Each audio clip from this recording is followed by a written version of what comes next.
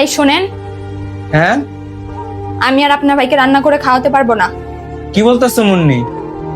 আপনার ভাই সবসময় গরম গরম খাবার চায়। আপনার ভাইকে হয়তো এই সংসার থেকে আলাদা করে দেন, নয়তো সে হোটেলে গিয়ে খাবে, বলে দিয়েন।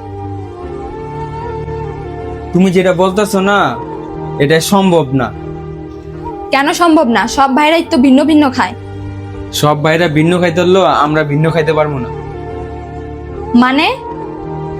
মানে এই বাড়িটা দেখতেছো না, এই বাড়িটা আমার ভাইয়ের নামে, বুঝছো?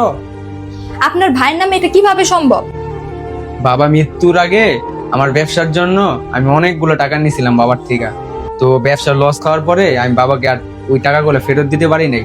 তাই এই বাড়িটা পুরা বাড়ি আমার ভাইয়ের নামে লিখে দিয়ে গেছে আব্বাই, যাতে হিসাব বরাবর হয়, বুঝছো? হ্যাঁ, এখন আমরা কি করব?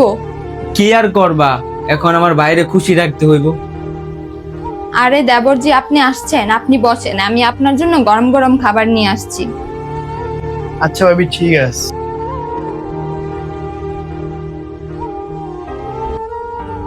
ভাইয়া, তুমি মিথ্যা কথা কেন বললাম? এই বাড়ি তো তোমার নামে, আমার নামে না।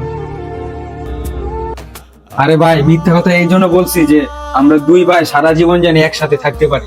ভাই বর্ধন, রক্তের বাঁধন, বাবার অভাব আপনার জন্য গরম গরম খাবার তৈরি করে রাখছি, খাইতে আসেন।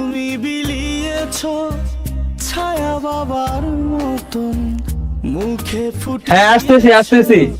হাসি অবিরত।